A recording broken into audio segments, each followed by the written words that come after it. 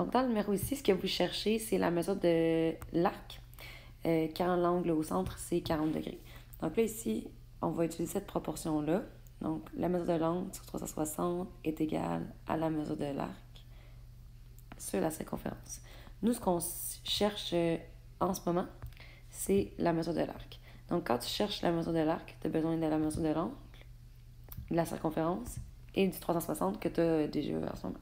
Ici, le problème, dans le fond, c'est qu'on n'a pas notre circonférence. Si on l'avait, ben ça serait facile, on pourrait tout simplement faire notre produit croisé. Mais là, on va essayer de trouver une manière d'avoir la circonférence avec les informations qu'ils nous donnent en haut. Donc, on nous donne un angle et on nous donne l'aire du secteur. Donc, ça veut dire qu'on est plus dans la proportion ici en ce moment. Donc, la mesure de l'angle sur 360 est égale à l'aire du secteur sur l'aire du disque. Si on regarde ce qu'on a comme information, on a la mesure de l'angle qui est 27 ici. Et on a l'aire du secteur, qui est 1,2 pi. Et on a le 360. Avec ces trois informations-là, on va être capable d'aller trouver l'aire du disque. Avec l'aire du disque, on va pouvoir trouver le rayon. Et avec le rayon, on va pouvoir trouver la circonférence. Et avec la circonférence, on va pouvoir trouver notre mesure d'arc. Donc, en trouvant l'aire du disque, on va pouvoir trouver la circonférence et ensuite continuer avec la mesure d'arc. Donc, c'est ça que je vais aller faire en premier. Donc, je vais réduire ça un petit peu. Parfait, je vais aller effacer ça ici qui est inutile. Ah ben, je ne vais pas l'effacer. J'essaie d'effacer ça ici, mais je ne suis pas capable. Donc, première étape, ce que je vais aller faire, c'est que je vais aller trouver l'aire du disque avec la proportion que j'ai mise ici.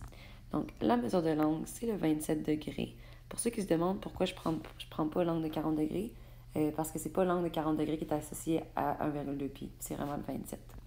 Sur 360 degrés, qui va est égal à l'aire du secteur, donc 1,2 pi centimètre carré sur l'aire du disque. Donc, ce que je vais aller faire ici, dans le fond, c'est un produit croisé. Vous n'êtes pas obligé d'écrire votre démarche toujours, mais je vais la faire, là, tout simplement pour vous montrer. Je vais la mettre en gris, vraiment, pour vous voyez que ce n'est pas obligatoire. Donc, ce que je vais aller faire, c'est un produit croisé. Donc, je sais que si je fais 27 fois l'aire du disque, ça équivaut à la même chose que si je fais 360 fois 1,2 pi. Donc, j'enlève les unités. Ce que je cherche, dans le fond, moi, c'est l'aire de mon disque. Donc, le réflexe numéro 1 serait de diviser par 27. Mais en premier, je vais aller faire ma multiplication ici. Je vais le laisser en fonction de pi. Comme ça, je vais garder un peu plus de précision. Je vais faire 360 fois 1,2.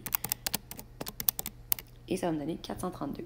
Ça veut dire que 27 fois l'aire du disque, c'est égal à 432 pi.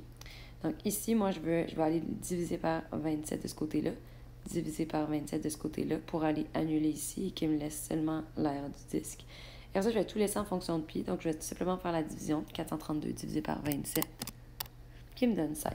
C'est-à-dire que l'aire du disque, c'est de 16 pi centimètres carrés. Donc, ça ici, c'est pour l'aire du disque. L'aire du disque, dans le fond, on a fait ça pour pouvoir avoir notre rayon. Donc, deuxième étape.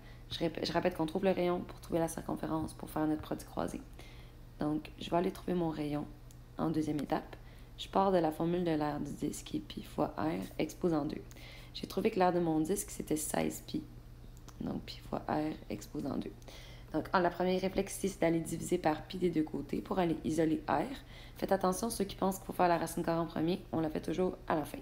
Donc, ça s'annule ici et ça s'annule ici. Donc, j'obtiens 16 qui est égal à r à la 2. Et je me demande quel nombre à la 2 donne 16, et c'est 4. Donc, ça veut dire que 4 cm, c'est mon rayon. Le rayon, dans le fond, il me permet d'aller trouver ma circonférence. Donc, ma troisième étape, je vais aller trouver la circonférence. Donc, circonférence, c'est égal à 2 pi fois r. Donc, circonférence est égal à 2 pi fois 4. Et je vais la laisser en fonction de pi parce que je vais l'utiliser à la prochaine étape. Donc, je vais faire 8 pi centimètres pour la circonférence.